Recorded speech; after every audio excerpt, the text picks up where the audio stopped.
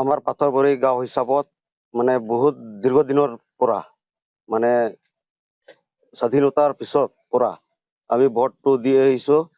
চৰকাৰ আহে আৰু যায়। 17 বছৰ আমি BPF চৰকাৰ দেখিলোঁ, 5 বছৰ UPL চৰকাৰ দেখিলোঁ, কিন্তু আশা দিয়ে, কিন্তু আমাৰ কামবিলাক এটাও মানে পূৰণ হোৱা নাই। ৰাস্তাবিলাকো হোৱা নাই, স্কুলো হোৱা নাই, একো হোৱা নাই। সেইকাৰণে এইবাৰ আমাক মানে দাবী আছে, আমাৰ 1 নং গোসাইগাঁও হিচাপত আমাৰ দলীয় পাৰ্টি মানে BJP তৰফৰ পৰা হ'ব লাগে, আদিবাসী হ'ব লাগে। আৰু পাৰ্টিটো আমাৰ মতে AWDC চেয়াৰমেন, সিহঁতে সব জেগা পিলত আছে, পিল আছে সিহঁতৰ।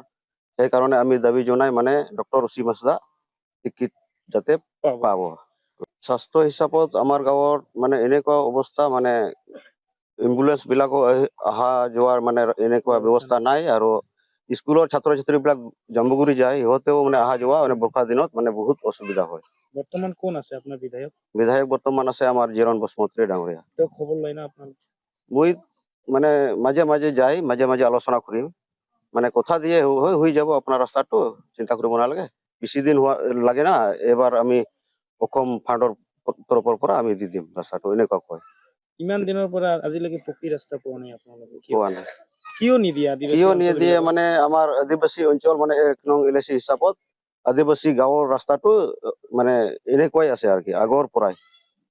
সেইকাৰণে আমি দাবী জনাই এবাৰ যাতে আমাৰ আদিবাসী তৰফৰ পৰা মানে পাব লাগে আর কি ক্যান্ডিডেটটো। আমার গাঁও হৈছে পাথরবাড়ি।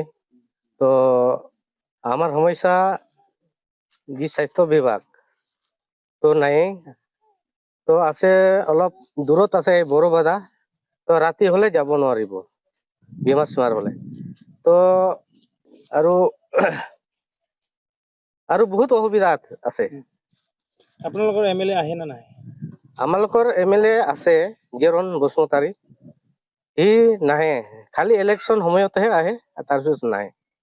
এইবাৰ আপোনালোকে ৰাইজে কি বিচাৰে? আমাৰ ৰাইজক বিচাৰে যাতে আমাৰ BJP তৰফৰ পৰা আমাৰ দলীয় টিকেট দিব লাগে, আমাৰ ডক্টৰ অসীম হাজদা AWDC চেয়াৰমেন এইটো দিব লাগে।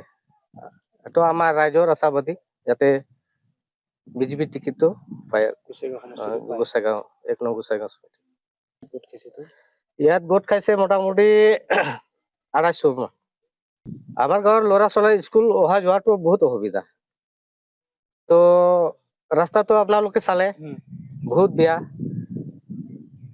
তো বৰ্ষাৰ দিন আহিলেতো আৰু বহুত অসুবিধা, পানী কিবা হৈ যায়, ঢৌ হৈ যায়, এই ৰাস্তাত বুঢ়াবোৰ মানে ঢৌ হৈ যায় আৰ কি, এনেকুৱা অৱস্থা।